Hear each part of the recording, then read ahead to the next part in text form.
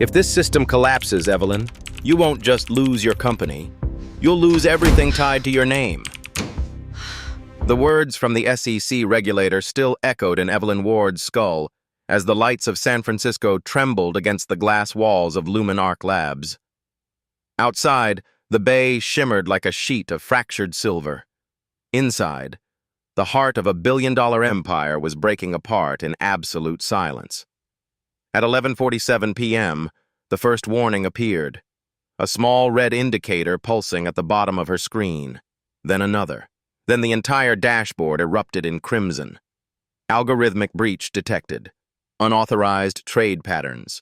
Portfolio destabilization. Losses accelerating. It was the kind of cascade that didn't destroy companies slowly. It devoured them in minutes. Evelyn stood frozen before the storm of alerts. Her usually controlled breathing fractured into sharp, uneven cuts.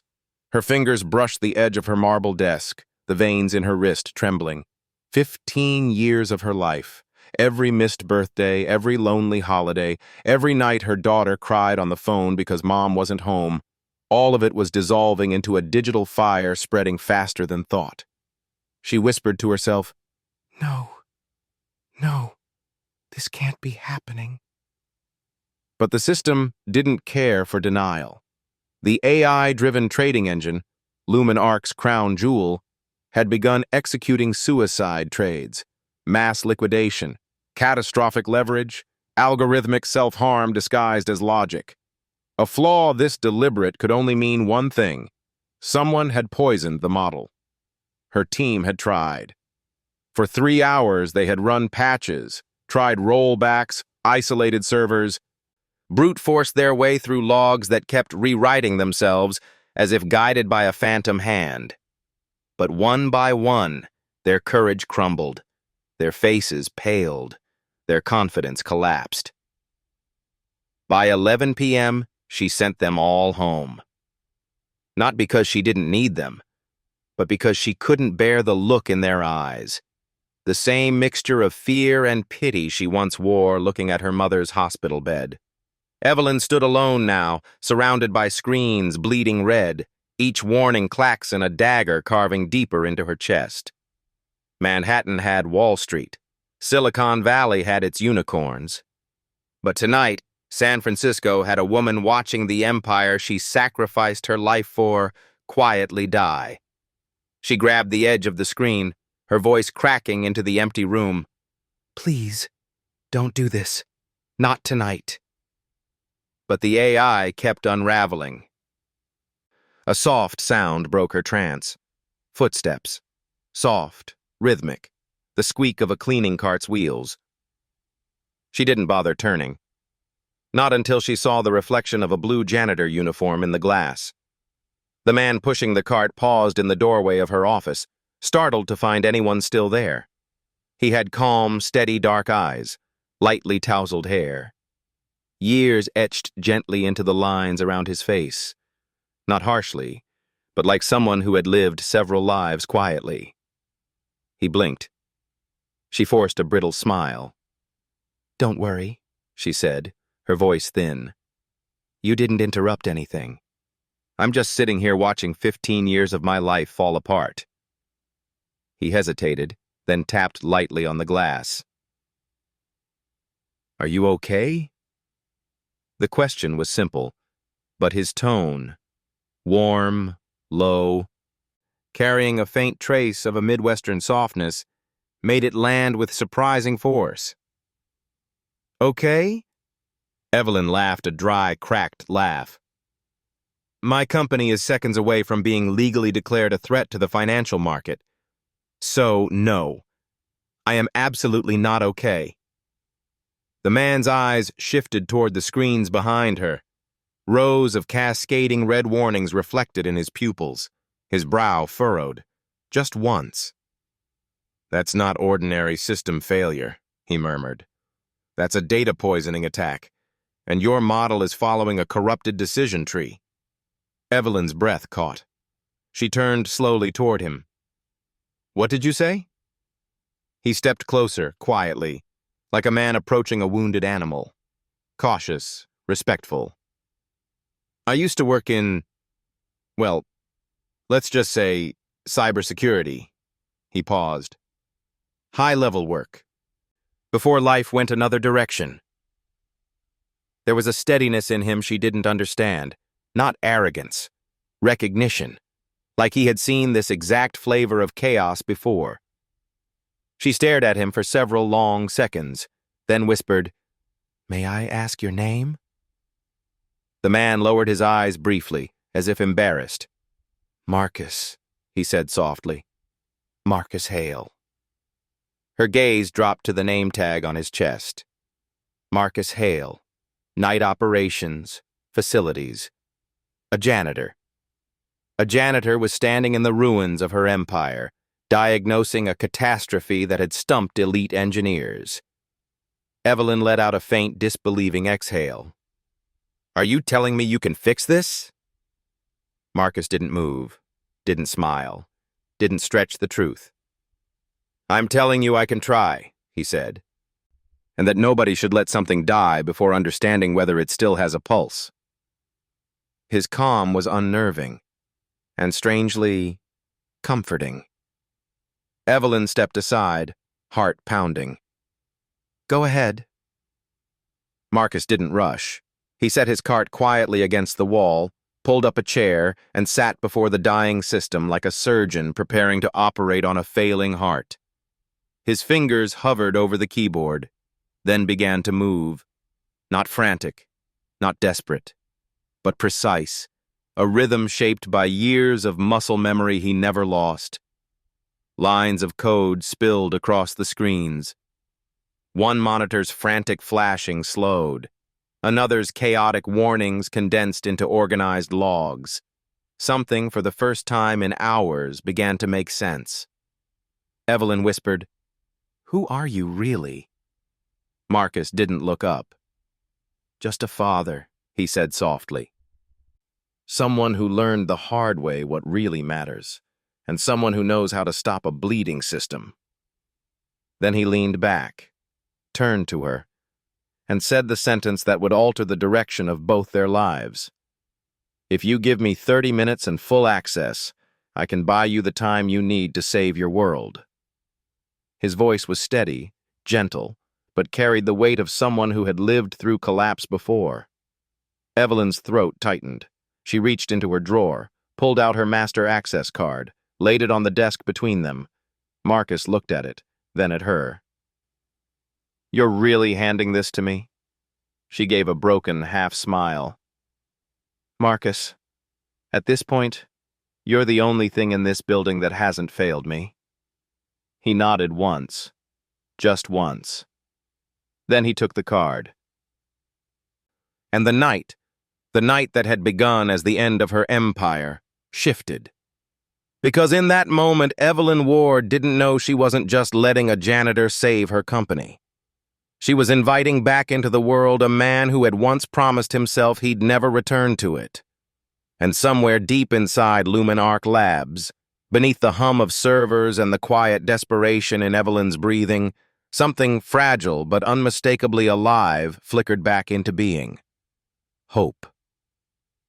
Before Marcus Hale ever pushed a cleaning cart through the shimmering corridors of Luminarch Labs, he had once lived a life built on code, classified briefings, and the pressure of knowing that a single wrong decision could cost lives.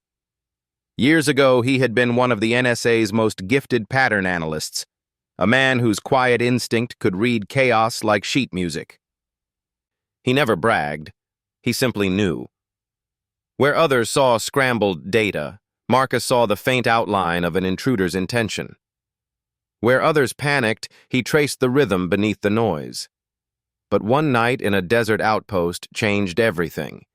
The heat had been suffocating, the air vibrating like it carried secrets. Marcus sat inside a command tent, decoding irregular signals while 8 special operations soldiers advanced into a canyon. Their lives depended on him identifying whether the interference ahead was a natural glitch or a disguised enemy ambush. The patterns felt wrong, familiar in a way he couldn't articulate, but nothing conclusive.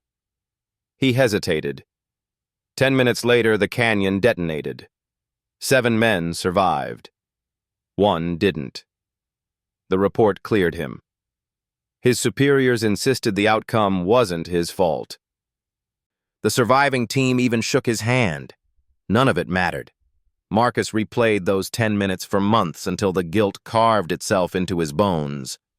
The quiet lens, the title his colleagues had given him, shattered. He resigned, severed every connection, and disappeared into civilian life. 6 months later, life offered him a fragile new beginning. His wife, Elena, told him she was pregnant, and the joy in her eyes temporarily quieted the ghosts. When their son, Noah, came into the world, Marcus held him like a promise he intended to keep. But by age 2, signs emerged. The soft humming instead of words, the way Noah lined up toys with mathematical precision, the flinch at sudden sounds. The diagnosis of autism wasn't a surprise. It was simply a truth that required a gentler kind of strength. Elena struggled more. The exhaustion, the worry, the sense that life had handed her more than her heart could carry. Then came the infection. Sudden, vicious, unstoppable. Marcus sat beside her hospital bed, gripping her cold hand as machines beeped in slow surrender. Before she slipped away, she whispered, "Don't let him feel alone. Not in a world that won't understand him." He nodded, unable to speak through the weight in his throat. After that, Marcus folded his life around Noah's needs. Morning therapy sessions, speech practice, sensory routines. Days structured with the precision of an algorithm, because Noah found comfort in patterns. Returning to high-level cyber work became impossible. 3 years away from the industry may as well have been 3 decades. Recruiters smiled politely, then dismissed him. He wasn't current. He wasn't competitive. He wasn't worth the risk. But janitorial work didn't care about resume gaps or outdated skill sets. It offered what mattered more than prestige: time. Time to walk Noah to school in the mornings. Time for therapy appointments. Time to hold the world steady for a boy who needed stability like oxygen. So Marcus took the night shift, pushing a cart through corporate towers where geniuses discussed the future without noticing the man polishing their floors. At night, after Noah fell asleep beneath the soft glow of string lights, Marcus opened his old laptop. He taught himself new exploit techniques, pored over security white papers, rewrote old code. Not because he expected to return, but because some part of him feared a world where he wasn't sharp enough to protect his son if danger came. He thought he had left his old life behind. Until the night he entered Evelyn Ward's office. The screens had been bleeding red like open wounds. Warnings rolled across the monitors with a violence that felt personal. When Marcus glimpsed the pattern, the stuttering anomalies, the corrupted decision trees, the design of the back door, his breath caught. This wasn't just a system glitch. It carried the same signature of the poisoned data he'd once encountered in covert operations. Something dormant inside him stirred awake, like a creature lifting its head after years underground. Evelyn felt his shift before she understood it. She watched him the way people watch a stranger suddenly reveal a hidden side. Curious, startled, afraid to hope. When she whispered, "You weren't always doing this, were you?" Marcus simply answered, "No." He didn't tell her about the desert, or the soldier who didn't make it home, or Elena's final breath, or the boy who depended on him more than the world ever would. Some stories are too heavy to offer to someone drowning. She asked softly, "Then why are you here?" Marcus looked at the pulsing screens, the company breaking in all the places only he could see. He swallowed before speaking, voice barely above breath. For him. He didn't say Noah's name. He didn't need to. The image of his son, small hands arranging toys into perfect circles, hovered in his mind. Noah saw order in places others saw chaos. Somehow the boy had taught Marcus the same. Maybe that was why he was standing here again. Not as a soldier, not as a cryptographer, but as a father who refused to let patterns of destruction repeat themselves. He turned back to Evelyn. "And for the same reason I'm helping you now," he murmured. "Because sometimes things break where no one is looking, and sometimes you just need someone to keep it from collapsing." Something in her expression softened. The first crack in the armor she'd built over 15 years of surviving a world that punished vulnerability. She breathed almost inaudibly. "Then steady my hand." Marcus took the master access card she offered him, the servers vibrating in the floor beneath them like a heartbeat under strain. "Let's get to work," he said. And as he sat back down, fingers hovering above the keyboard, the ghost he had spent a decade burying stepped forward again. Not because he wanted to be a hero, not because he missed the life he left behind, but because the world, for reasons he didn't yet understand, was calling him back. And this time he wasn't walking into the fire alone. The elevator doors slid open with a muted chime, spilling a thin line of cold fluorescent light across the concrete floor. Evelyn stepped out first, her heels clicking with a crisp rhythm that echoed through the deserted basement. Marcus followed in silence, carrying nothing but her access card and a mind sharpening itself with every step. The deeper they walked, the colder the air became. A low, mechanical hum pulsed through the walls, steady, rhythmic, like some ancient creature breathing in its sleep. At the end of the corridor, behind a reinforced steel door, lay the one place Evelyn had always called the heart of Lumen Arc Labs. Now, it felt more like the place where her empire had come to die. She scanned her card. The lock disengaged with a heavy clank. The door opened. Rows upon rows of servers stretched into the distance.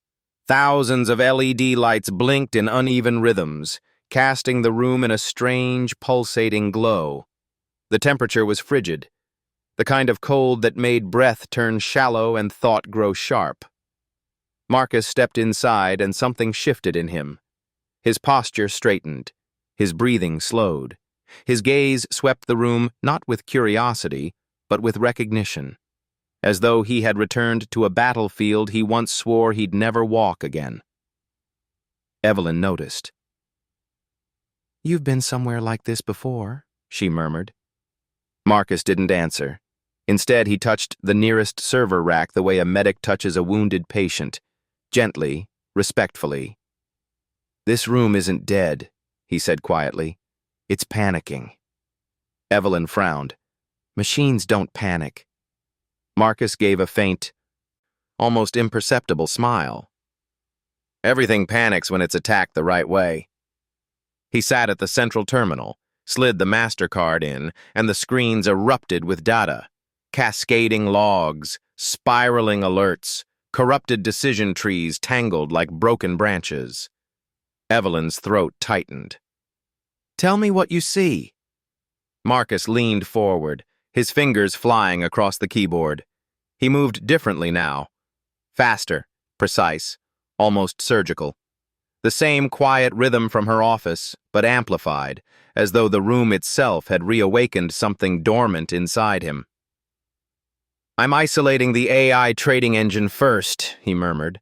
"Whatever hit you didn't just corrupt the model, it rewired the logic guiding it." "Rewired?" Evelyn echoed. "Yes. Think of it like taking a brain and teaching it to harm itself while believing it's solving a problem." The back of her neck prickled.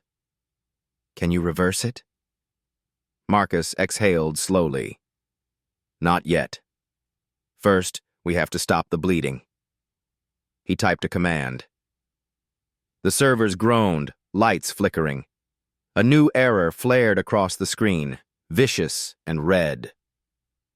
"Unauthorized override attempt detected. System integrity at 42%. Evelyn swallowed hard. "Someone is still inside?" Marcus shook his head. No. This is automated. The back door activates in loops. Every attempt to fix it triggers another layer. She pressed a trembling hand to her forehead. Who could do something like this? Marcus paused. When he spoke, his voice lowered, heavy with understanding that carried the weight of a past life. Someone who knows how your models think. Someone with internal access. Someone who understands not just code, but you. Evelyn felt the truth land like a punch, a traitor, inside her walls. The idea made her nauseous, but Marcus didn't give her time to spiral. Look, he said, pointing at the screen. This isn't just a breach. It's a poisoned data set injected over weeks, maybe months. And see this pattern? He zoomed in on a cluster of jagged anomalies. I've seen this signature before. Evelyn's heartbeat stuttered. Where? Marcus hesitated, not because he doubted, but because naming ghosts meant inviting them back into his life. In covert operations, he said softly. In attacks meant to collapse infrastructures without leaving fingerprints. You worked in intelligence, Evelyn whispered, finally understanding the shape of the man beside her. Didn't you? Marcus didn't look at her. Once. She wanted to ask more, but something in his silence warned her not to. Instead, she watched him work. Watched the calm, methodical precision of a man who had spent years living in the margins between order and chaos. Minutes passed. Too many. Too few. Then Marcus inhaled sharply.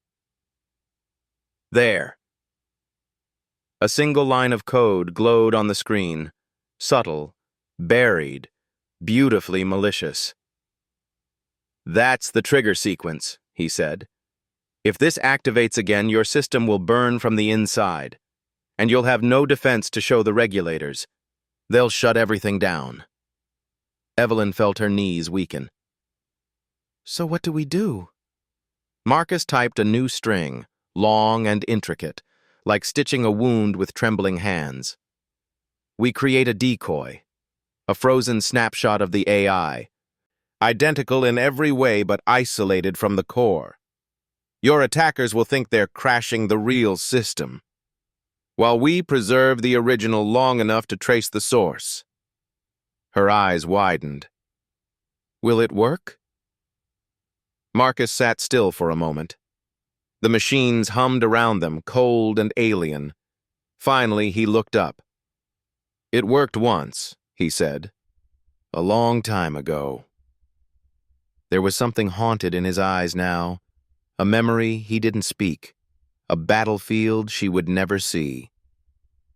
And if it doesn't? She asked. Marcus didn't blink.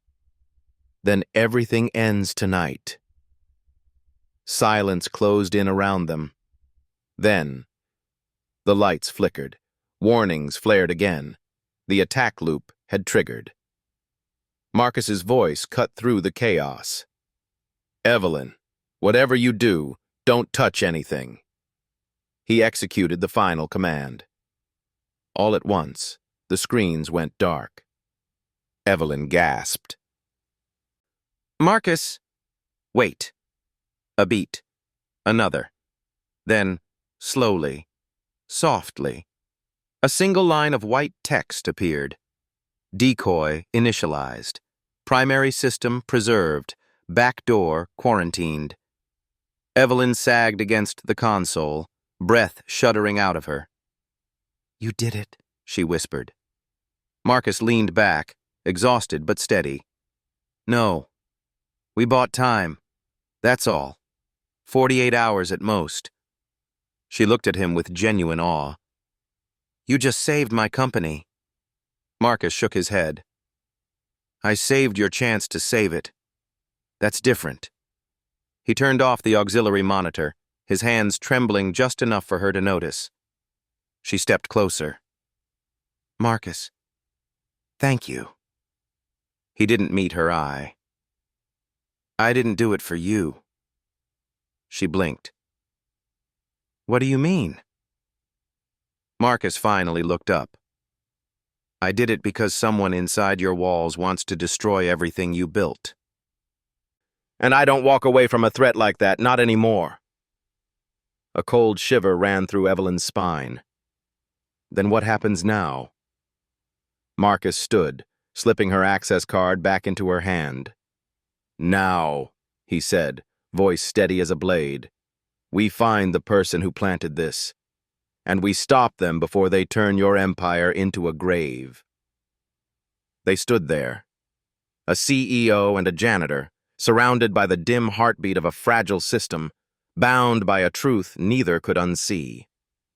Someone inside Lumen Arc Labs had declared war, and Marcus Hale was stepping back into a battlefield he never meant to return to. Dawn had not yet arrived, but the crisis had already carved itself into the bones of Lumen Arc Labs. The building felt different, heavier, taut, as if every column and steel beam sensed that something monstrous was crawling beneath its skin. By the time Evelyn and Marcus emerged from the basement, it was 4:12 a.m. The executive floor was deserted, washed in the pale glow of emergency lights. Glass walls reflected tired faces and the hollow exhaustion of a war that was only beginning. Evelyn walked ahead, shoulders squared, but Marcus could see the tremor in her fingers. Not fear. Not exactly. Something deeper. Responsibility. She collapsed into the nearest chair, burying her face in her hands. Marcus remained standing, watching her quietly, understanding more from her silence than from any words she might have spoken. He had seen this before, the moment leaders grasped the weight of everything that could still burn. You said 48 hours, Evelyn murmured, voice muffled. Marcus gently corrected her. 52, if we're lucky. But regulators don't wait for luck. Her laugh was brittle. No, they don't. A phone vibrated on the table. Evelyn's head snapped up. The caller ID made her stomach clench. SEC. Office of Technology Oversight. She answered on speaker. This is Evelyn Ward. A clipped voice responded. Ms. Ward, our audit team has been reviewing the early hours of your system failure. Based on preliminary data, your company's algorithm nearly destabilized 2 major funds. We're granting you 72 hours to provide full forensic evidence that this was a malicious attack and not internal negligence. 72 hours. 3 days to dissect a catastrophe months in the making.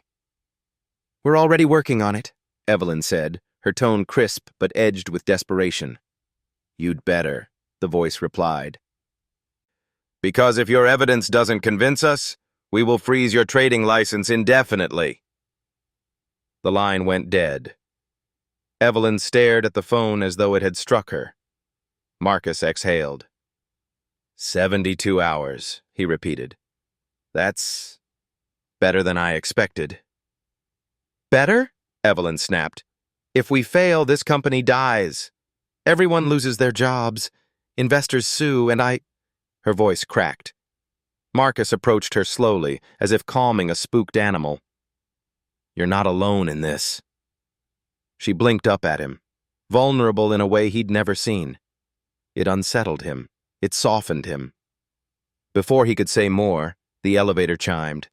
A group of executives spilled out, their faces masked in shock, confusion, or thinly veiled blame. Phones buzzed, papers rustled. A few whispered. Marcus could feel their eyes on him, the janitor standing too close to their CEO, the nobody wearing a badge that wasn't his job. Evelyn straightened, steeling herself. Everyone to the conference room, she commanded. Now! The room that smelled of fear. The conference room filled within minutes. The early morning light crawled across the long table like a reluctant witness. Evelyn stood at the head, spine straight. Marcus took a quiet spot near the wall, unnoticed at first. A few executives, board members, department heads, exchanged uneasy glances. Evelyn began without ceremony. There was a coordinated attack on our AI infrastructure. Someone corrupted our dataset over time and activated a backdoor. Last night, our system nearly collapsed. The murmurs grew louder. Shock, disbelief, denial. "And you're saying this was deliberate?" asked Adrian Cole, the chief risk officer. His tone was calm, but his eyes were sharp in a predatory way Marcus recognized instantly. "Yes," Evelyn replied. "We have proof." Adrian's gaze drifted to Marcus. "And where did this proof come from?" he asked, venom wrapped in politeness. "From your custodian?" Marcus said nothing. Evelyn's eyes hardened. "It came from someone who recognized what none of our engineers did." The table fell silent. A few faces turned toward Marcus again, this time differently, not ignoring him, but assessing him like a puzzle they had failed to see. Adrian smiled a thin, brittle smile. "With all due respect, Ms. Ward, relying on someone outside his area of expertise—" "He's not outside his area," Evelyn said. "Marcus has experience in intelligence-level cyber operations." Whispers exploded. Adrian's jaw clenched. "And what exactly is your role in this, Marcus?" he asked, voice low. "Because as of yesterday, you cleaned our floors. Today, you're claiming to understand the inner structure of an AI system worth billions?" Marcus didn't flinch. "I'm not claiming anything," he said calmly. "I'm presenting evidence." He slid a flash drive onto the table. Evelyn nodded toward the screen. Marcus connected the drive and lines of data bloomed across the wall. Timestamps, corrupted training sets, injected anomalies placed with surgical precision. A smoking gun. "Whoever did this," Marcus said, "had access to your risk management logs. These anomalies were inserted during off-peak hours, masked under routine system maintenance." Adrian stiffened. "That's not possible," he said quickly. "Only my team handles that." He stopped mid-sentence, realizing what he had just implied. Evelyn stared at him. "Adrian," she said softly, "we're not accusing you of anything, but someone with clearance to your department is involved." Adrian opened his mouth, but no sound came out. Marcus watched him closely. Posture, micro-expressions, the nervous quiver in his fingertips. He knew guilt when he saw it, but this wasn't guilt. It was fear. Not of being accused, but of someone else being discovered. A deeper shadow. The board meeting aftershock. The meeting ended with orders barked across the table. Full audit, restricted access, every senior member to report their credentials for immediate verification. When the executives filed out, Adrian lingered for a heartbeat, eyes narrowing at Marcus. "This isn't over," he said quietly. Marcus did not respond. He simply held Adrian's gaze until the man turned away. When they were alone, Evelyn sagged into the nearest chair, the fatigue of the past 12 hours crashing into her all at once. "You saw that, right?" she whispered. "Yes." "Do you think it's him?" Marcus shook his head. "No. He's hiding something, but he's not the mastermind. He's too reactive, too nervous. Someone else is pulling his strings." She rubbed her temples. "We don't have time for mysteries. You don't have a choice." She looked up sharply. "If we waste time chasing shadows—" "We won't," Marcus said. "Because I'm not guessing. I'm reading patterns." "What patterns?" Marcus touched the screen. "These anomalies weren't created by an opportunist," he said. "They were designed by someone who understands your entire infrastructure. Someone who's been here longer than most of your current team." Evelyn froze. "You're saying it's someone from the inside?" Someone at the very top? Marcus's silence was answer enough. A chill ran through her. Then what do we do? Marcus slipped his hands into his jacket pockets, a habit Evelyn recognized from earlier, a tell that he was already thinking 3 steps ahead. We split the 72 hours, he said. Meaning? You work on the political front. SEC, board, investors. Keep them calm, keep them guessing. Meanwhile, I go hunting. Hunting what? A ghost, Marcus murmured. Someone who knows how to hide in your own system better than your engineers know how to build it. He paused, then added quietly, and someone who isn't finished. The clock begins. Evelyn's phone buzzed. A notification flashed across the screen. System access request. Root level. Origin unknown. Time 06:29 a.m. Marcus grabbed the device from her hand, jaw tightening. He's watching.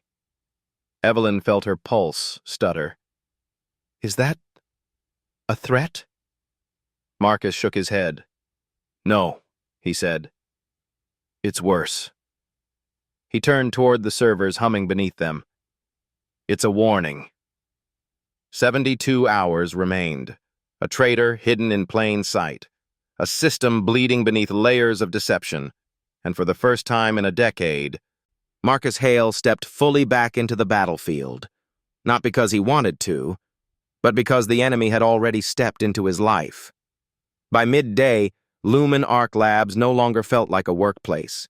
It felt like a ship taking water in every corridor. People whispered in clusters, glancing nervously at their screens, at their badges, at their own reflections in the glass. Every department was shaken. Every firewall pulsed with alerts.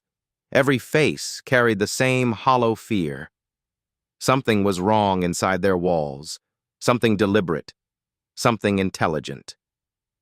And through all of it, Marcus moved quietly at Evelyn's side, not blending in, not standing out, simply existing with the calm of someone who had learned long ago that panic never saves anyone. As they reached the risk department, Evelyn exhaled sharply. This is where we start, she said. Adrian's team manages all internal access logs. If someone poisoned the dataset, the trail must run through here. No, Marcus replied softly. She looked at him. No? He scanned the office, the spreadsheets, the blinking monitors, the analysts typing with mechanical urgency. Whoever designed this attack, he murmured, didn't slip past the risk department. They walked through it, with the door held open. Evelyn felt a cold pressure settle beneath her ribs. They stepped into the center of the room. Adrian Cole, the chief risk officer, was hunched over a cluster of analysts, trying too hard to look in control. When he caught sight of Evelyn and Marcus, his composure faltered. Oh, more questions? He said, trying for sarcasm and missing the mark entirely. We need your full system trails, Evelyn said. Every log from the last 6 months. Adrian stiffened. That's classified. Not anymore. He hesitated, jaw clenching, then reluctantly gestured to an open workstation.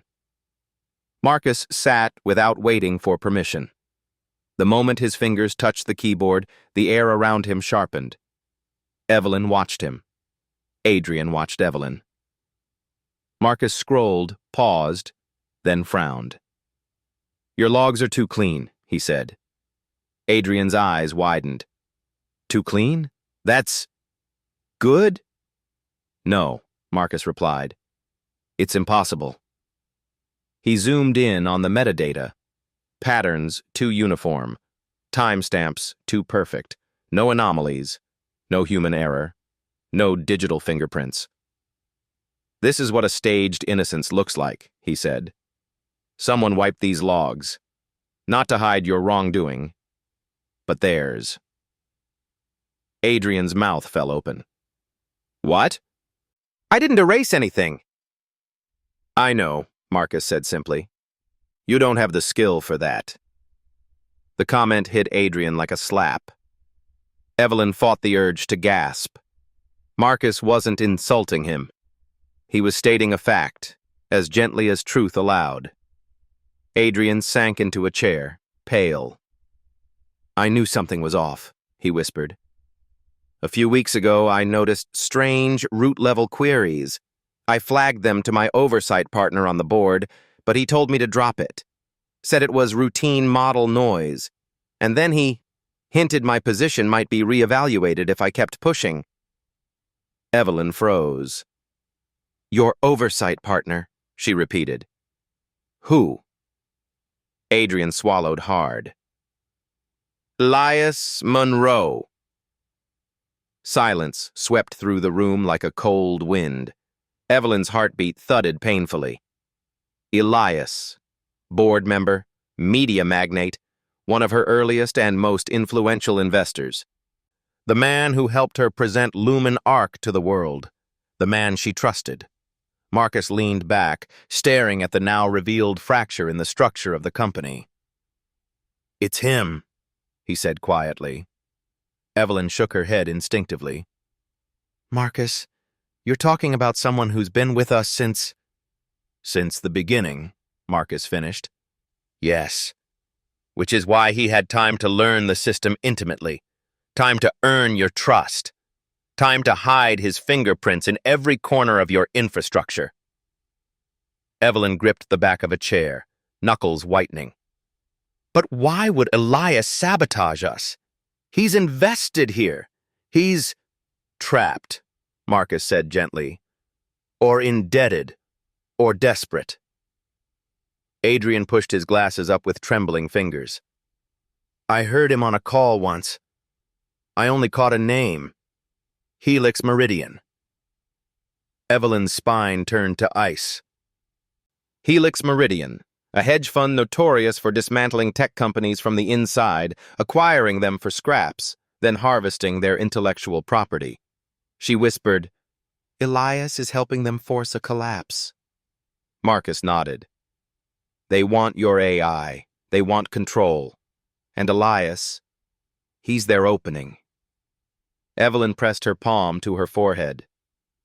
This means he's been inside the sabotage from the start. No, Marcus corrected softly. This means he's been behind it. She stared at him, eyes filled with a mix of betrayal and dawning resolve. So how do we prove it? Marcus stood slowly, a plan unfolding behind his steady gaze.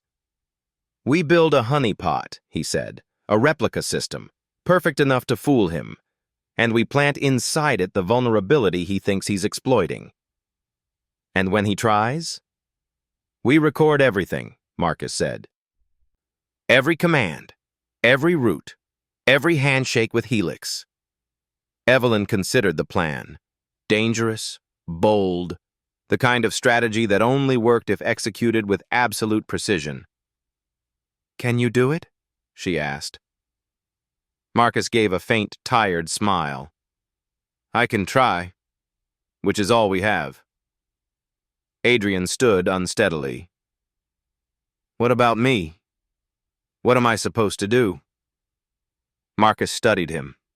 The fear, the humiliation, the weight of realizing he'd been used as a cover without his knowledge. You stop being afraid, Marcus said, and you start fighting back. The words seemed to root themselves in Adrian's chest. He nodded once, hesitant, but real. The shadow reveals itself. Evelyn and Marcus left the risk department. The hallway outside was quiet, almost too quiet. The air felt charged, watching. As they walked toward the elevator, Evelyn tried to steady her breath, but anxiety curled beneath her ribs like smoke. Then she saw him. At the far end of the corridor, hands clasped behind his back, stood Elias Monroe. Tall, immaculate, expression unreadable. He didn't look surprised, or angry, or curious. He looked patient, as though he had been standing there long before they arrived, as though he knew everything that had just been said. The men locked eyes, Elias and Marcus, one calm with entitlement, the other calm with experience. Two storms that recognized each other. The elevator doors slid open. Evelyn stepped inside first, Marcus behind her. Elias didn't move, didn't blink, didn't smile. He watched them as the doors closed. Only when the metal panels sealed shut did Evelyn exhale. "He knows," she whispered. Marcus nodded. "Good." She looked at him, stunned. "Good?" Marcus's eyes darkened, steady as iron. "Because now he won't hide." He turned to her, voice dropping. "And predators make mistakes when they think they still own the room." Marcus returned home long after dark, shoulders tight, breath thin, mind still locked inside the maze that was Lumen Arc Labs. The apartment was quiet, washed in the soft golden glow of the string lights Noah insisted on keeping lit at night. "Because they don't blink," he always said. Blinking lights overwhelmed him. Constant light calmed him. "Daddy?" The small voice drifted from the hallway. Noah padded out of his room barefoot, clutching two colored blocks, one blue, one red, aligned so precisely their edges formed a perfect line. Marcus dropped to one knee and opened his arms. Noah stepped into the hug, pressing his cheek into Marcus's shoulder for exactly 3 seconds before pulling back. His way of greeting, consistent, dependable. "You're tight," Noah whispered, his eyes searching Marcus's face with quiet intensity. Marcus managed a smile. "Just a long day." But Noah didn't look convinced. He drifted toward the coffee table where a half-finished puzzle lay. Spirals, grids, mirrored shapes. Anything with pattern, symmetry, repetition. Noah moved through the world by locating structure in chaos. Today, Marcus felt like the opposite. A man made of structure, dropped into chaos. He made dinner. Noah ate in silence. Marcus read him a short chapter from his favorite astronomy book. Then he tucked him under his weighted blanket and kissed his forehead. "You sleep," Marcus whispered. "I'll be working a little." Noah blinked slowly, his way of saying okay. When the apartment finally settled into stillness, Marcus opened his old laptop at the kitchen table, the one scarred from years of fieldwork and late nights. The honeypot environment he'd been building filled the screen. Replicated logs, scrubbed entries, artificially clean metadata. Too clean. Too perfect. A lie designed to expose a liar. But something wasn't aligning. He stared at the sequences, but the pattern refused to reveal itself. The earlier trail from the risk department didn't match the signature of Elias's previous digital habits. The overwriting was surgical, but not elegant. Precise, but not intuitive. Whoever did this wasn't just covering their tracks. They were imitating someone else's style. A counterfeit shadow. Marcus rubbed his face, exhausted. He didn't notice Noah until the boy was already standing in the doorway again, hugging his blanket to his chest. "Buddy," Marcus whispered, softening instantly, "you should be asleep." Noah walked toward the table, eyes fixed on the screen. He didn't touch, didn't ask. He simply studied the columns of numbers, timestamps, access keys, the visual rhythm of digital movement. "This," Noah murmured, pointing at a line of time codes. "Wrong." Marcus frowned. "Wrong how?" Noah didn't respond with words. He stepped back, gathered a handful of his colored blocks, and arranged them on the table. Blue, red, blue, red, red, blue, then pointed at the center. "Pattern says red, then blue," he whispered. "But here is red, then red. Wrong." Marcus stared at the blocks. then at the timestamps, and the breath left his lungs. The logs, though perfectly formatted, betrayed a minuscule inconsistency, a repeated numerical rhythm broken by one out-of-place fragment. It was small enough to slip past machine validation, small enough to fool any analyst, but not small enough to escape a boy whose brain breathed in sequences like oxygen. "Noah," Marcus said quietly. "Show me where else." Noah rearranged the blocks again, pointing out a second misalignment, then a third. Every inconsistency led to a cluster of entries that, when isolated, formed a hidden thread. Faint, but real. Marcus followed it through the code, through layers of rewrites and digital camouflage, until a partial access signature flickered into view. He froze. He recognized it. Not from Lumen Arc. Not from any internal team.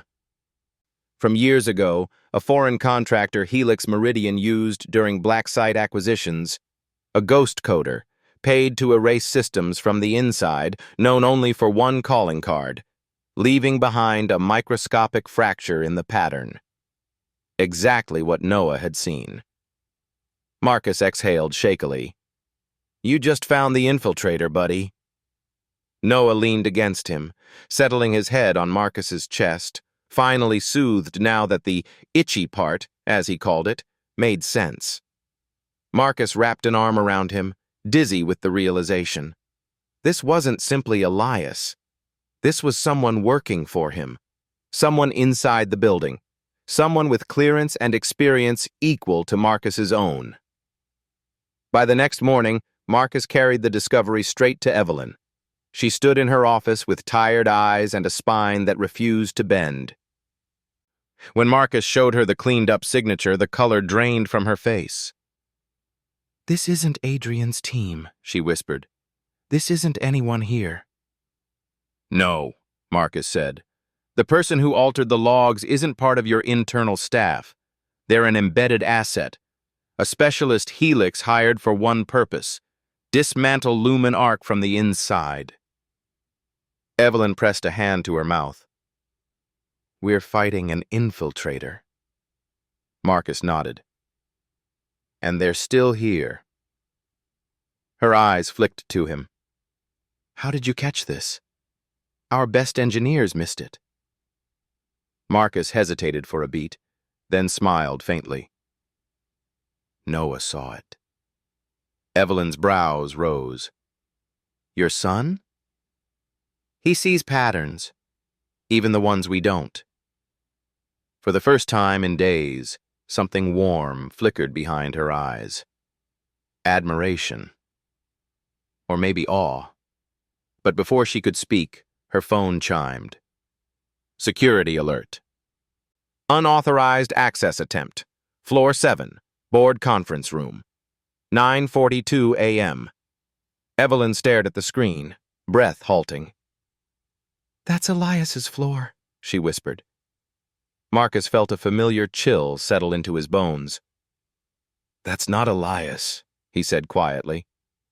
"He's too careful to move in daylight." Evelyn turned to him sharply. "Then who?" "The infiltrator," Marcus said. "The one hiding behind him."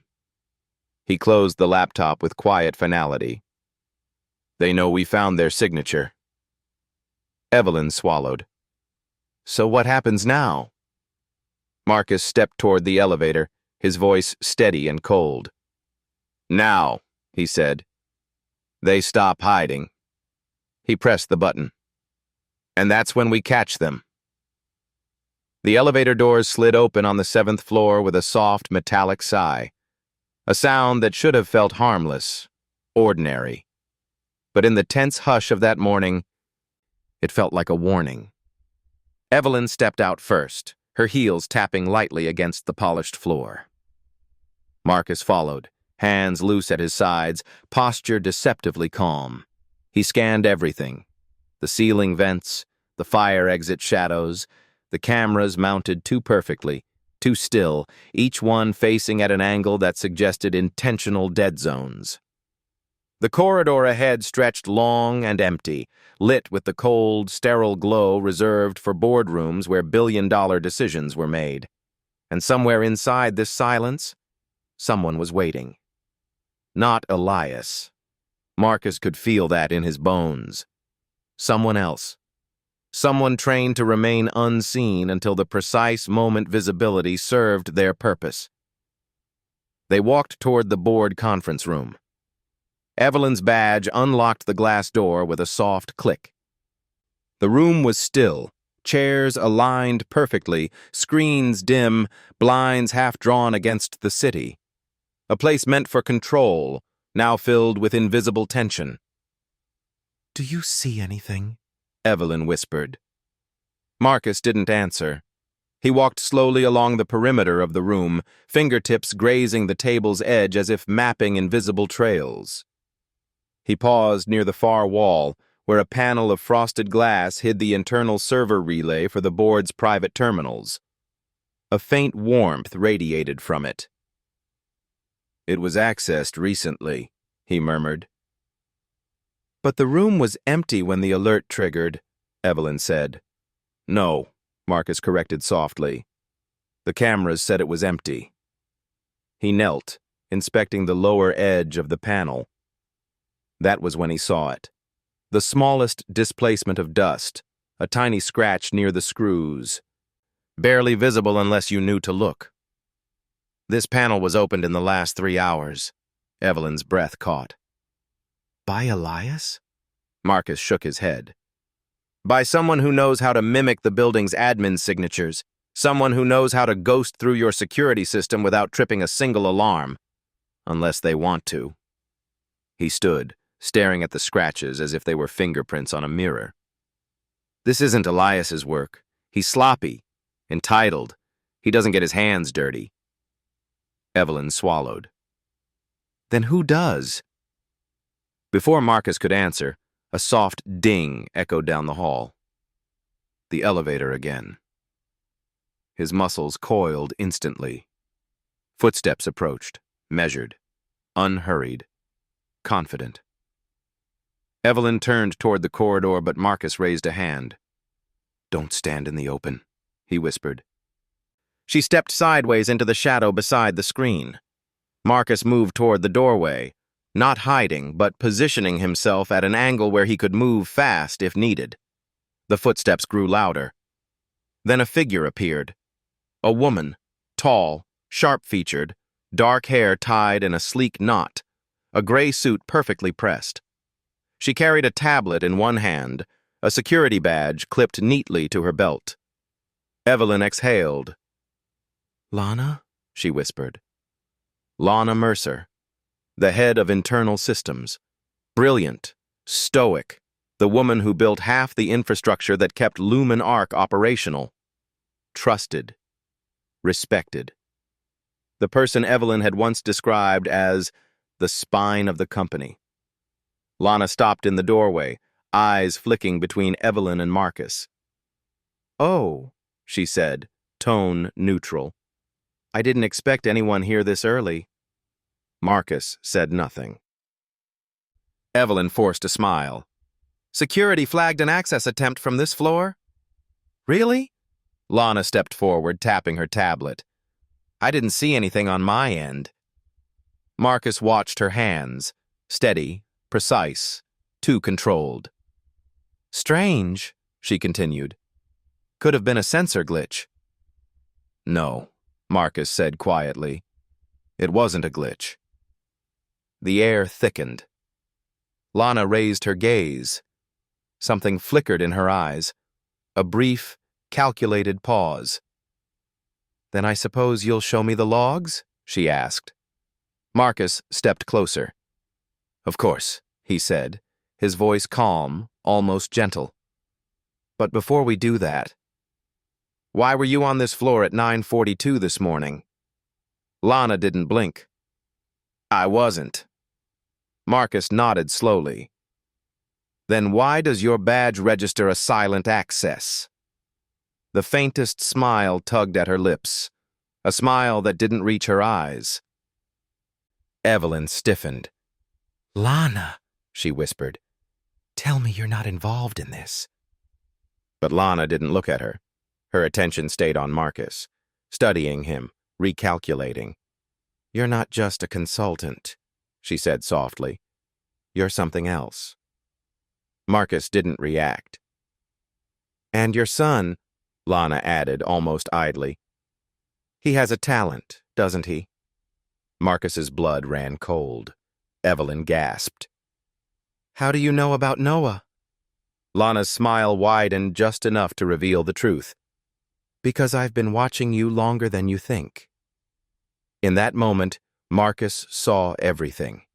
The overwritten logs, the erased trails, the silent access signatures.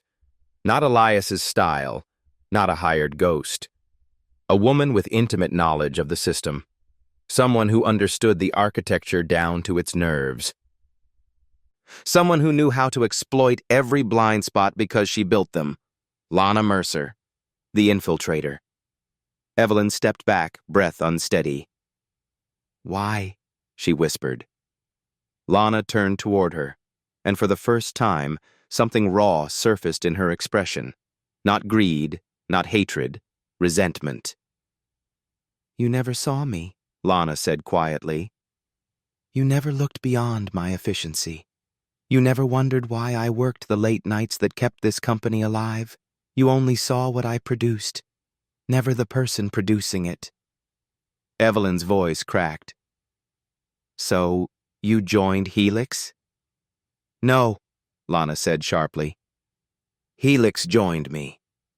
They offered what you never did, recognition, power, and a promise that your empire would fall before it devoured everyone beneath it. Marcus stepped between them.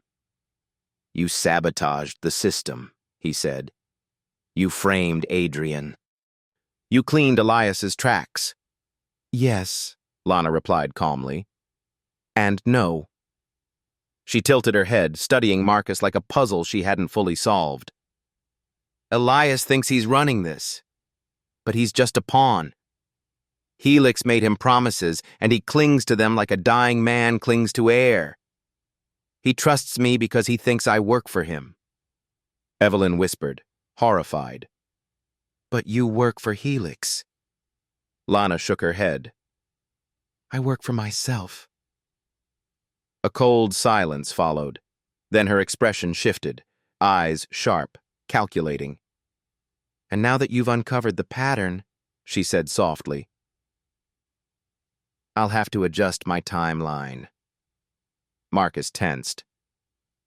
But don't worry, Lana added, stepping back into the hallway. I won't touch your son. Chaos isn't my style. Precision is. She turned. And I've already moved 3 steps ahead. Before Marcus could reach her, she disappeared into the elevator, the doors sliding shut like a blade. Evelyn collapsed into a chair, trembling. Oh my God, she whispered. Marcus, what do we do now? Marcus stared at the closed elevator doors, jaw clenched, every muscle tight with the cold clarity of a man who had just seen the real enemy for the first time. We hunt her, he said, and we bring everything she's built crashing down. For a long moment after the elevator doors swallowed Lana's silhouette, neither Marcus nor Evelyn moved. The 7th floor felt colder now, sterile, hollow, as if the walls themselves had recoiled from what had just unfolded. Outside the glass windows, the city burned with a million indifferent lights. But in this quiet corridor, the world had shrunk to 2 people and 1 truth. They were no longer trying to stop a sabotage. They were standing in the middle of a war they hadn't known they were part of. Evelyn exhaled shakily and pressed both palms to her face. I trusted her, she whispered. I trusted her with everything. She built my systems. God, Marcus, she was the one I leaned on when everything got too heavy. She used that, Marcus said gently. Evelyn looked at him, eyes rimmed red. So now what? She's 10 steps ahead, She knows the building. She knows our protocols. She knows me. Marcus's jaw tightened. She also thinks she knows me. Evelyn let out a bitter laugh. Is that supposed to make me feel better? It should, Marcus replied quietly, because she assumes I'm just here to fix code. Evelyn's breath caught. And you're not? No. His gaze hardened. I've chased people like Lana before. They always make the same mistake. What mistake? They believe the pattern they built is unbreakable. Evelyn straightened slightly, as if his certainty lifted her spine with it. Come on, Marcus said. We need somewhere she can't track us. They left the boardroom, walked past the silent corridor, and headed to the emergency stairwell. Evelyn's heels clicked against the concrete, echoing in the narrow space like a pulse. When they reached the 11th floor, an unused workspace still under renovation, Marcus checked the corners before letting her step in. Dust, empty tables, disconnected outlets, no cameras. Safe enough. Evelyn sank into a folding chair. Marcus paced, mind racing through layers of strategy and counter-strategy. She's not hitting us at random, he said. She has a timeline. You think she's planning another strike? No, Marcus said. She's planning a trap. Evelyn rubbed her arms, suddenly cold. For who? For Elias first, Marcus replied. Then for you. When everything collapses, Elias will be blamed. You'll be painted as negligent. Helix will swoop in, offer a bailout, then take the company. Evelyn closed her eyes. And Lana walks away with her recognition. Marcus crouched beside her. But now that we know it's her precision becomes her weakness. Evelyn opened her eyes. Explain. She expects you to behave like a CEO, cautious, political, predictable. His voice lowered. So we stop behaving like CEOs. Evelyn frowned. You want chaos? No, Marcus corrected. I want unpredictability. He stood and pulled a folded blueprint from a shelf, a map of the building's server infrastructure he had grabbed on instinct the moment they'd entered the floor. He spread it on a dusty table. Lana knows every entry point, he said, tapping the main servers. Every relay, every maintenance port. So attacking her directly is useless, Evelyn murmured. Exactly. Marcus circled a cluster of nodes near the lower right corner. But these lines, the psychological pressure points, she won't expect. Evelyn blinked. Psychological? Marcus nodded. Lana's entire architecture is built around one belief: control through foresight. She thinks that if she predicts your responses, she owns the field. And we flip the field. His eyes darkened. We make her react. We make her scramble. Evelyn leaned closer. How? Marcus pulled his phone out. By creating a piece of bait she can't ignore. Evelyn stiffened. Bait? Marcus, she said she's been watching you. She knows you're not a regular consultant. And she mentioned Noah. Marcus's voice softened. I won't put him in danger. Ever. Evelyn's eyes softened, the worry in them raw. So what kind of bait? Marcus tapped his screen. A hologram projection lit up, a simulated environment mimicking administrative access logs. A fake vulnerability, he said. An irresistible one.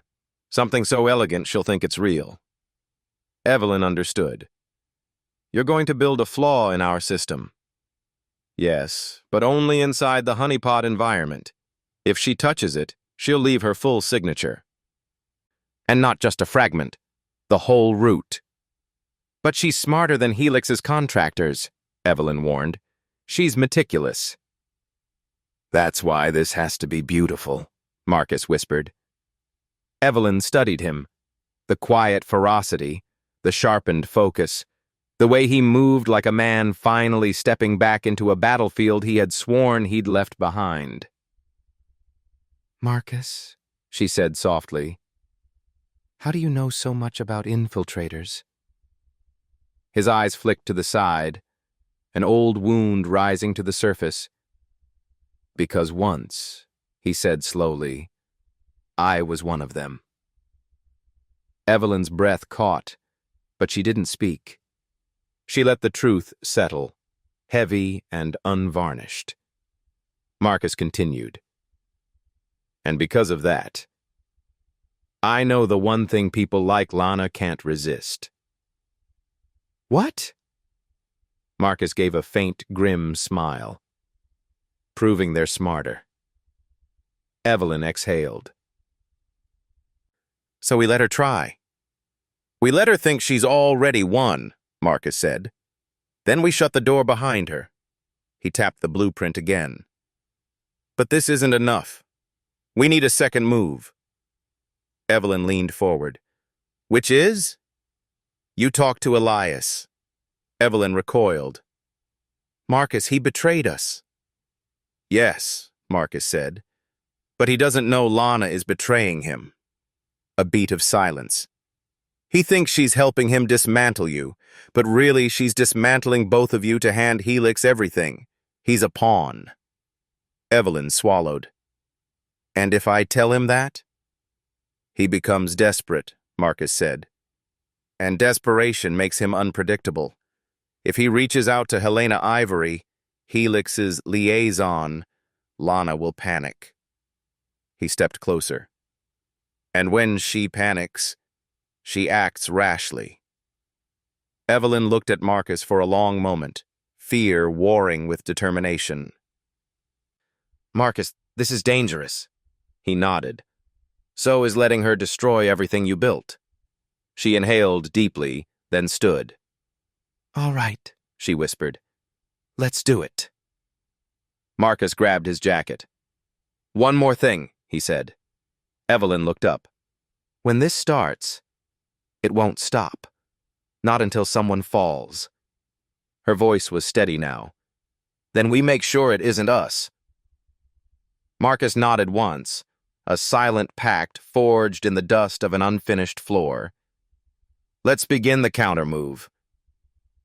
Elias Monroe had always loved the 7th floor lounge, the skyline view, the quiet, the illusion that he was above everything happening below. But on this particular night, as the city lights burned like restless stars beneath him, he felt none of that familiar comfort. His hands were trembling. He kept hiding it by curling his fingers around the whiskey glass. But the ice clinked just enough to betray him. For the first time in years, Elias felt something he never admitted, even to himself. He had lost control. The private elevator chimed. Elias straightened, but only slightly. The stiff neck posture of a man pretending he wasn't terrified. Evelyn stepped into the lounge. She wore no armor tonight. No power suit, no sharp tone, no boardroom mask. Just weary eyes and a quiet force that unsettled him far more than her anger ever had.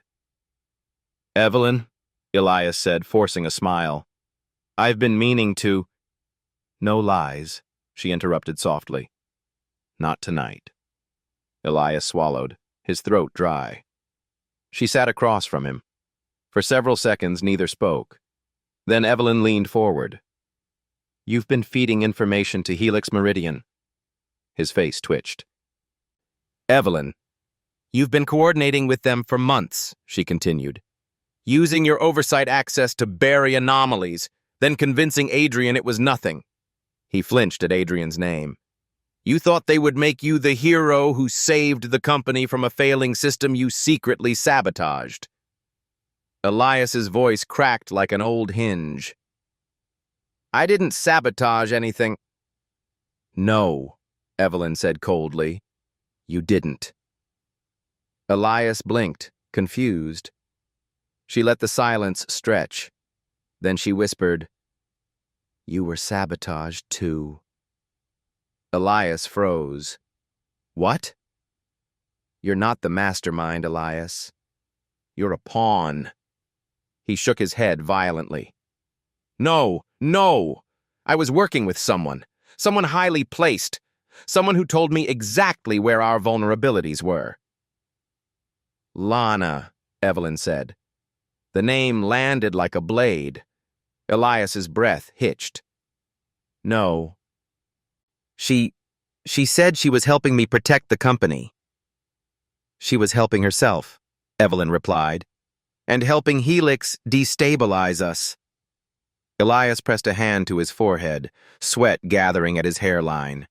I didn't know, he whispered. I swear to God, Evelyn, I didn't know. She watched him for a long, painful moment. Why did you do it at all? His shoulders sagged.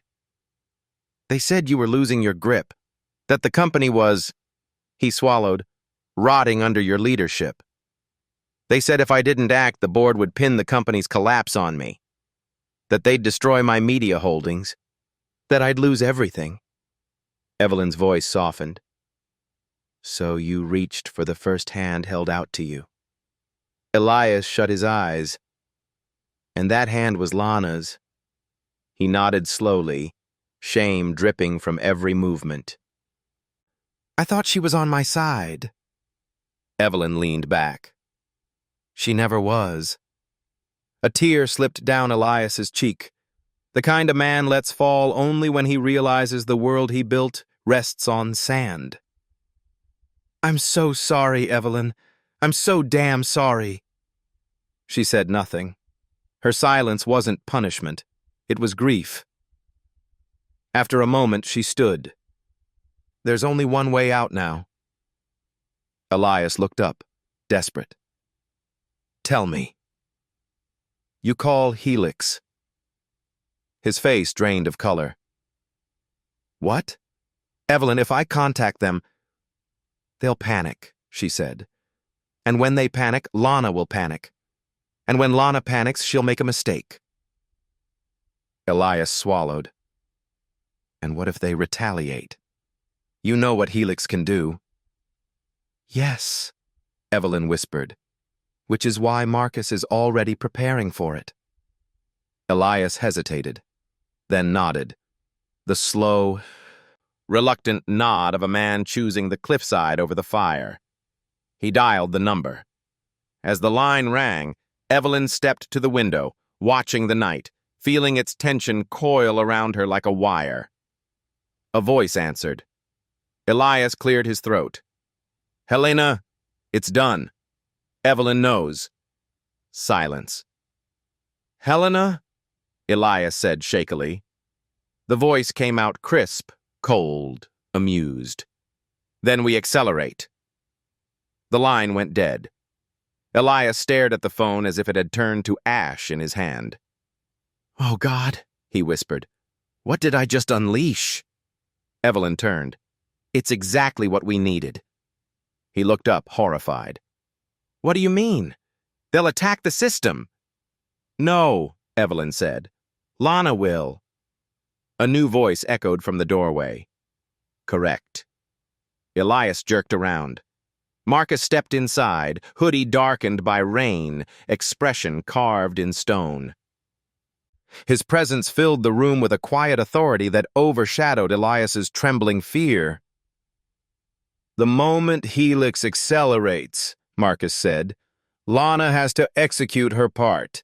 She'll move fast, sloppy, desperate. She'll expose herself. Evelyn nodded. And we'll be waiting. Elias buried his face in his hands. You're using me as bait. Marcus didn't deny it. You put the knife in her hand. Now you help us take it back. Elias inhaled shakily, then nodded. Tell me what I need to do. They moved to Evelyn's office, the only room with isolated fiber lines Marcus had personally reinforced over the last 48 hours. Screens lit up, casting the room in a pale glow, illuminating the tension etched into their faces. Marcus connected to the honeypot environment. the trap disguised as a vulnerability. Elegant, alluring, a flaw no infiltrator could ignore. Once she enters, Marcus murmured, we'll see her real route, not the forged one she's been using. Evelyn stared at the code like it was a loaded weapon. And if she realizes it's a trap? She won't, Marcus said. Not until it's too late. Elias hovered behind them, guilt weighing him down. Why did she choose me? He whispered. Marcus didn't look away from the screen. Because you were useful, he said, and because you never saw the knife at your back. A soft alarm chimed. Evelyn's breath hitched. Marcus leaned forward. She's here. Lines of code flickered. A foreign signature appeared. Then another. Then a full sequence unraveling like a map being drawn by an invisible hand. Evelyn whispered, "Is it her?" Marcus's eyes sharpened. Yes. Elias whispered a prayer under his breath. The infiltrator's digital presence, fast, ruthless, brilliant, carved through the fake system with terrifying confidence. She thinks she's bypassing your admin keys, Marcus murmured. She thinks she's escalating privileges. She thinks she's outsmarting you. And she's not? Evelyn asked. No, Marcus said. She's walking into the cage. The lines of code folded in on themselves, compressed, trapped. The signature froze. Evelyn gasped. You caught her? Marcus leaned back, eyes cold with triumph. No, he said softly. We exposed her. He zoomed in. A recorded trace, an IP route, a digital fingerprint leading to a device. Evelyn's eyes widened. Marcus, she whispered. That's inside the building. He nodded. And not just anywhere. He turned the screen toward them. The trace leads straight to Lana Mercer's private terminal. Evelyn covered her mouth. Elias staggered backward.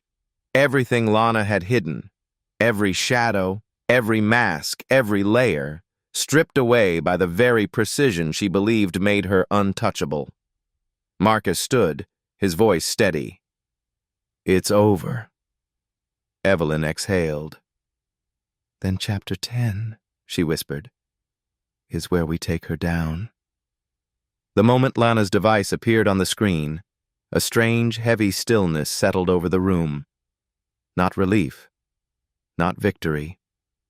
Something colder. Something like the split second before lightning strikes. Evelyn stepped back from the monitor as if it had burned her. She's still here, she whispered. In this building. Marcus nodded, jaw tight. She hasn't run yet. That tells me one thing. What? She still thinks she can win. A chill danced down Evelyn's spine. Elias sank into a chair, trembling. What do we do now? Call security? The police? Marcus shook his head. No police. Not yet. She's too good. If she realizes we've exposed her, she'll purge her terminal, wipe every trace, and vanish before they reach the 7th floor. We need her trapped physically and digitally. Evelyn steadied herself on the desk. Then tell me how. Marcus grabbed his jacket. We find her before she realizes she's been caught. Evelyn followed him toward the door. Elias stayed seated. Come with us, Evelyn said gently. Elias shook his head. I'm the reason she got this far. I'll only slow you down. Marcus paused. Then lock the door behind us. And whatever happens, don't answer any call that isn't from us. They left him there, small, broken, and finally honest. The elevator was too slow. Marcus took the stairs. Evelyn followed close behind, heart hammering, her breath sharp in the echoing stairwell. Where would she go? Evelyn whispered. Somewhere she controls, Marcus replied. A node, a relay, a blind spot she designed herself. They reached the 7th floor landing. But before Marcus pushed the door open, he stopped. The corridor was silent, but not empty. A faint, rhythmic hum drifted through the crack under the door. Soft, calculated, almost like breathing filtered through circuitry. Marcus exhaled slowly. She's in the boardroom. Evelyn's stomach twisted. Why there? Because that's where she built her first back door, Marcus said. And where she thinks she can erase it. He pushed the door open quietly. The corridor lay before them, still and pale under the overhead lights. Their footsteps were the only sound as they moved closer to the board conference room. When they reached the doorway, Marcus lifted a hand, signaling Evelyn to stay back. He stepped in alone. The boardroom was lit only by the glow of a single monitor. And there she was. Lana Mercer stood with her back to them, her figure outlined by cold blue light, fingers dancing across a keyboard. Her movements were swift, surgical, desperate, but still precise. The terminal displayed cascading lines of code, each line an attempt to rip apart the trap Marcus had built. "You're good," Marcus said quietly. Lana didn't turn. "But not good enough," he added. She froze. Slowly, she lowered her hands from the keyboard and turned to face him. Her eyes were calm. Too calm. "I should have known," she murmured. "You're not a tech consultant. You're something else entirely." Marcus stepped forward, never breaking her gaze. "And you're not just a systems architect." A hint of pride flickered in her eyes. "No, I'm something more." Evelyn entered then, breath unsteady. "Lana. Why?" Lana looked at Evelyn with a mixture of pity and contempt. "I built this company," she said. "Brick by digital brick. Every system. Every protocol. I made you powerful, Evelyn. And you never saw me. You only saw what I delivered." "I trusted you," Evelyn whispered. Lana stepped closer. "And that trust was the prison you built around me." Her voice cracked, barely audible. "I was tired of being invisible." Evelyn pressed a hand to her heart. "So you destroyed everything? For recognition?" "For liberation," Lana corrected. "Helix promised to give me a seat at the table. My table, not yours." Marcus's voice remained steady. "Helix is going to abandon you the moment this collapses." Lana smiled. "That's why I didn't give them everything. Just enough to ensure they needed me." Marcus's muscles tightened. "You played both sides." Lana nodded. "And I would have owned the outcome, if it weren't for you." She glanced toward Evelyn. "And your prodigy." Marcus stilled. She knew. She knew about Noah. Evelyn felt her blood run cold. "If you touched his son—" Lana raised a hand, almost offended. "I don't hurt children. And besides, the boy saw something I didn't expect." "That's all." Marcus stepped forward. "You shift the narrative one more inch," he said quietly. "And I will not let you walk out of here." Lana's expression finally cracked, fear flickering beneath the arrogance. "You don't scare me," she whispered. "You should," Marcus replied. But then something changed. An electronic chime sounded from Lana's terminal. She turned sharply. The screen displayed a blinking message. "Remote extraction failed. Host terminal locked. Physical location traced." Lana's eyes widened. "What did you do?" she whispered. Marcus's voice lowered to a quiet blade. "I locked you into your own escape route." The door behind them slammed open. Security flooded the room, weapons drawn. Not lethal, but enough to incapacitate. Lana backed away, shaking her head. "You can't do this. Helix will come for me. They'll burn this building down." "No," Evelyn said softly. "They'll cut their losses." Lana looked between them. Marcus, Evelyn, the guards, and finally realized. She had no pieces left to move. Security approached. Lana whispered, "Evelyn, I didn't mean to hurt you." Evelyn's voice broke. "But you did." They took Lana away.